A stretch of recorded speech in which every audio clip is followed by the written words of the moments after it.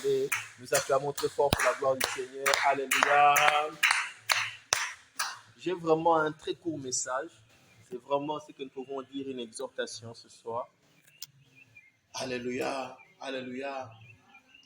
Notre thème est le Dieu qui se souvient. Le Dieu qui se souvient. Parce que notre Dieu est celui qui n'oublie pas. Il dit qu'il n'est pas un homme pour mentir, ni un fils d'homme pour changer. Mais l'évidence est qu'il est un Dieu qui n'oublie pas. Il n'oublie pas ce que les hommes ont fait de bien et de mal. Il n'oublie pas ce que les hommes ont manqué à faire. Mais il a choisi de pardonner nos péchés. Il a choisi de pardonner nos fautes et de ne pas oublier nos bienfaits. L'Éternel est celui qui n'oublie pas. Vous savez, nous les hommes, nous avons pour tendance à penser que quand une année s'achève, une autre année commence. C'est comme si c'était un compte à rebours qui reprenait à zéro. Alléluia. Mais pour Dieu, chaque jour se succède. Aujourd'hui n'est que le lendemain d'hier. Et l'Éternel voit tout ensuite. Il n'a pas oublié ta vie au mois de janvier 2020. Il ne t'oubliera pas au mois de janvier 2021. L'Éternel se souvient toujours. L'Éternel se souvient de nos actions. L'Éternel se souvient de nos sacrifices. L'Éternel se souvient de nos bonnes actions. L'Éternel se souvient de nos sacrifices les plus pénibles que nous avons eu à faire. L'Éternel n'oublie pas. Un homme peut oublier. L'homme peut oublier ta bonté. L'homme peut oublier tes bienfaits. L'homme peut oublier ta générosité parce que nous sommes des hommes. Vous savez, tu peux être bon avec quelqu'un pendant une année. Mais le dernier jour, tu agis mal vis-à-vis de lui. Le dernier jour, tu oublies quelque chose de bon. L'homme sera tenté à dénigrer ou bien à oublier ta bonté pour ne se focaliser à ce que tu as fait de mal. Alléluia. Je ne parle pas que des ingrats, je parle de notre nature, nous en tant qu'humains. Si tu n'es pas souple, même toi qui es là, tu peux être porté à oublier les bienfaits d'une personne parce que la personne t'a dit quelque chose qui t'a offensé, parce que la personne a fait une action qui t'a blessé. Tu oublies tout ce qu'il avait fait de bon pour ne te focaliser que sur ce qu'il a fait ou bien dit de mal. Ça, c'est la nature de l'homme. Nous sommes tout le temps portés vers le mal. Nous sommes tout le temps portés à regarder ou bien à ne considérer que les mal faits en oubliant la bonté des autres. Mais l'Éternel n'oublie pas. L'Éternel ne déconsidère pas des actions bonnes parce qu'il y a quelqu'un qui a simplement péché. Non. Je prends le cas de David. David était bon devant Dieu, mais David a commis un crime que très peu de personnes ont eu à commettre, qu'aucun roi devant lui, avant lui n'a eu à commettre, qu'aucun roi après lui n'a eu à commettre, qui a pris la femme d'autrui et qui a fait tuer ce serviteur-là. David l'a commis, mais il est mort roi. Et quand Salomon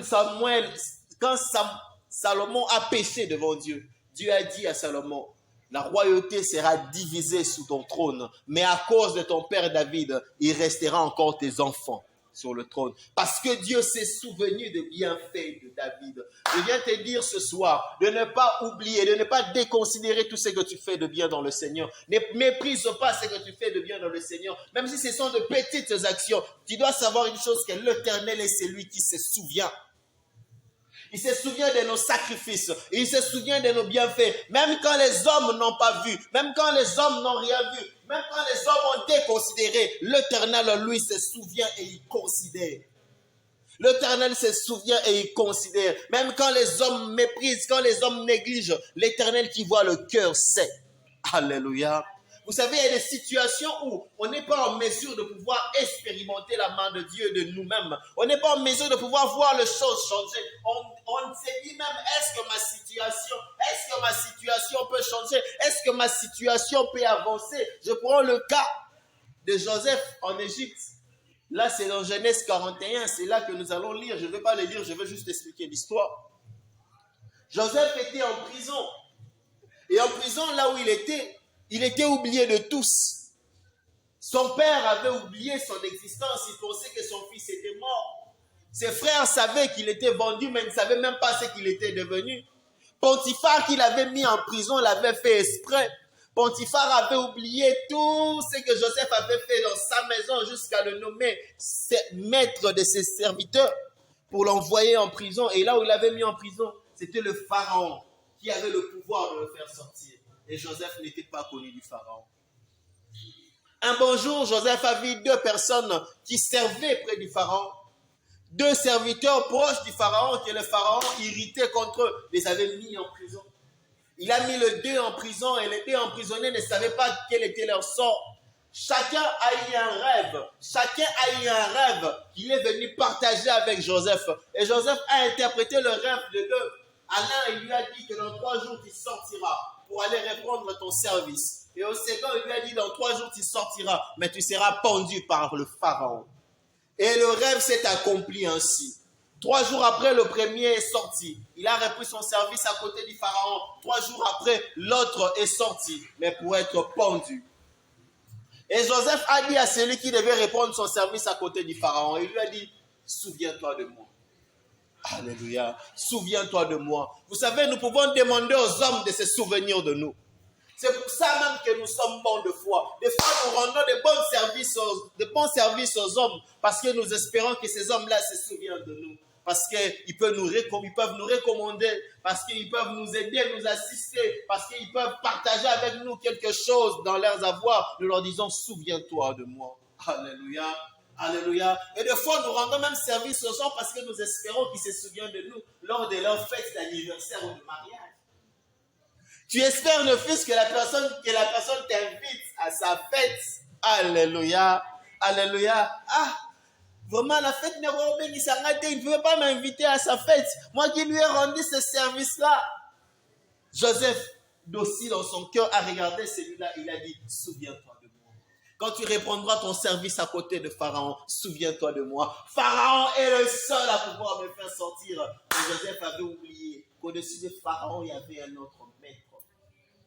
Des fois, nous nous limitons aux hommes et nous pensons que les hommes sont les seuls qui peuvent faire quelque chose pour notre vie. Et nous oublions que même l'homme a au-dessus de lui l'éternel Dieu qui peut influencer. Il y a de ces personnes qui peuvent concourir à notre bonheur même s'ils ne le veulent pas. Il y a de ces personnes qui peuvent changer notre situation même s'ils ne connaissaient pas. Parce que l'éternel a décidé ainsi. La Bible dit que le cœur du Seigneur est entre les mains de Dieu comme le cours d'eau.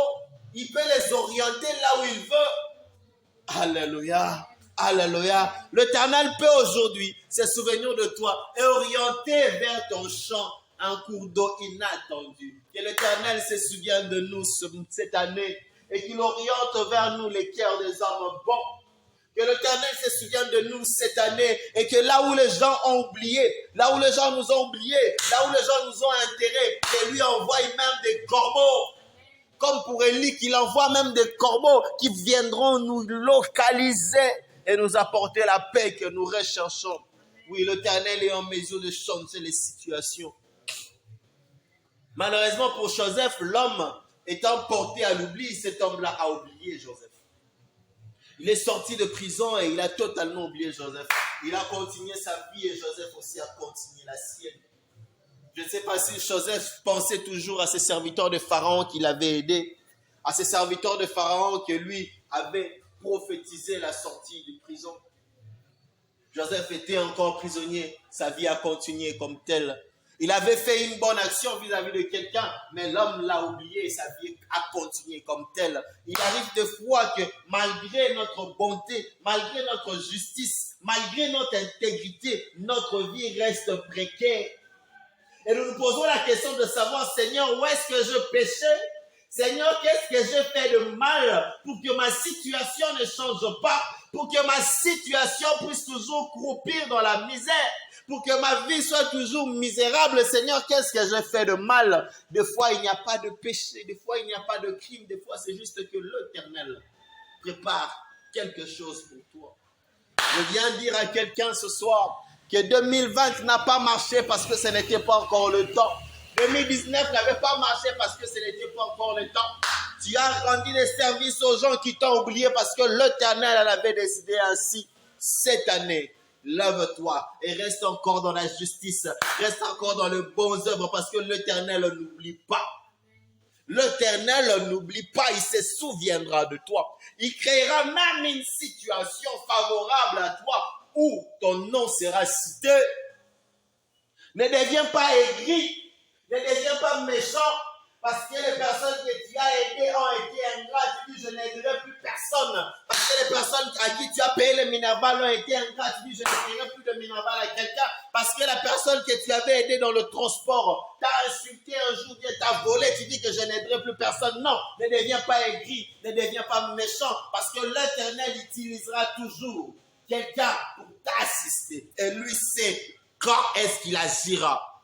Ce que j'apprécie avec Joseph, c'est que Joseph, malgré qu'on l'avait oublié, tout le monde l'avait oublié. Il avait été méchant avec personne, mais les gens ont été méchants avec lui. Il avait été méchant avec personne, mais les gens l'ont oublié. Il était oublié dans un endroit que personne ne pouvait l'aider ni le secourir. Tous ceux qui pouvaient voir Joseph et se souvenir de lui n'avaient pas de pouvoir pour l'assister. Le chef numéro 1 de la prison, qui appréciait Joseph, qui aimait Joseph, n'avait pas le pouvoir de l'assister.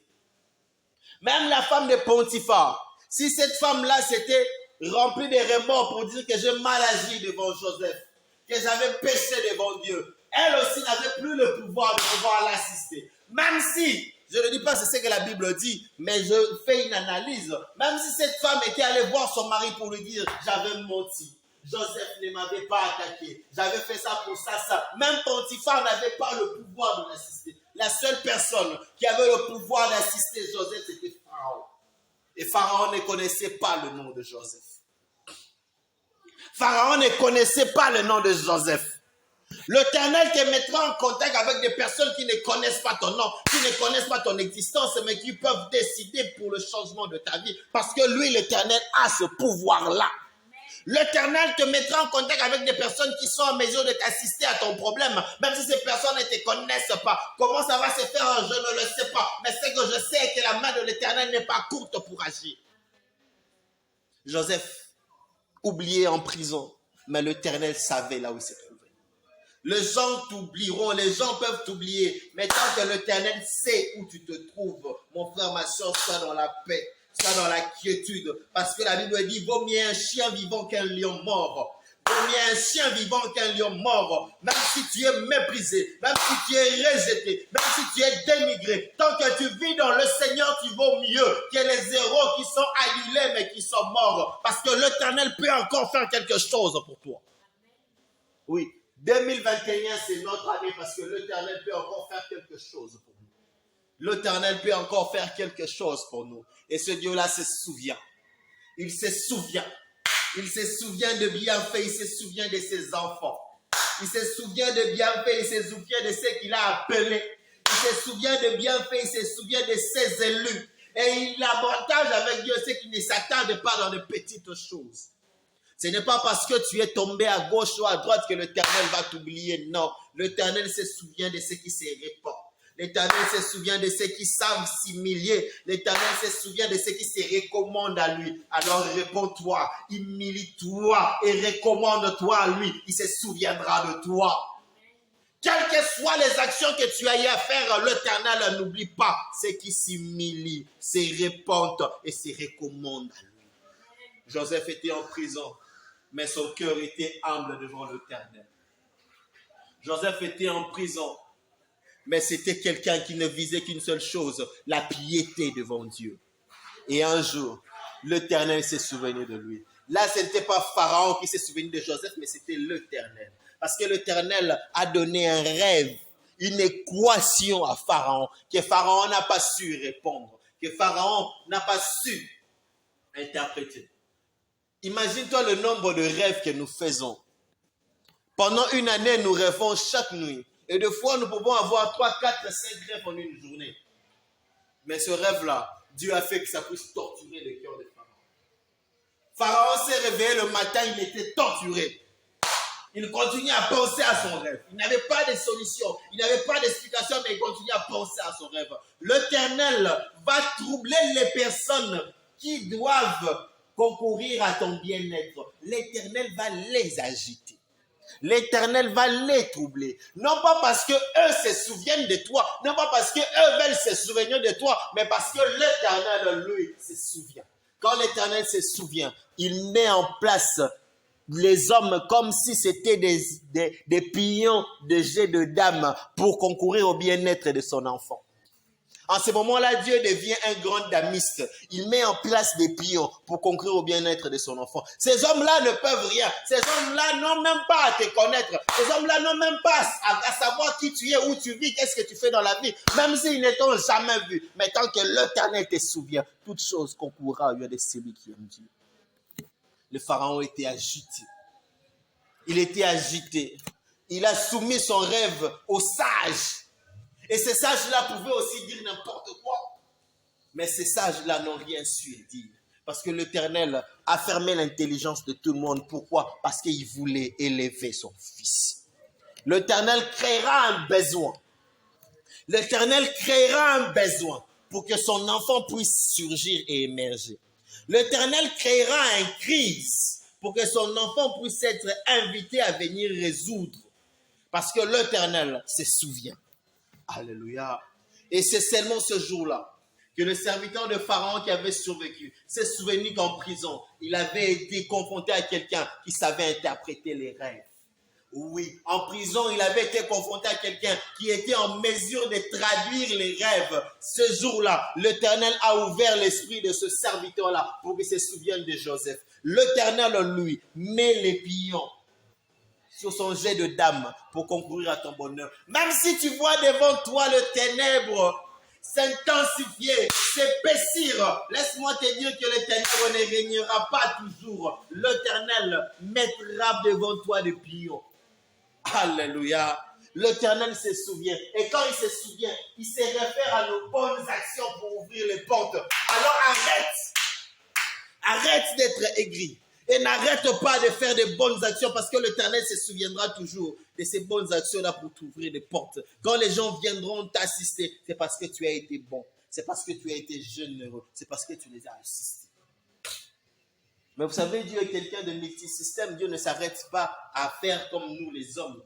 L'Éternel peut t'ouvrir une porte, même si là où la porte s'est ouverte, tu n'as pas été bon.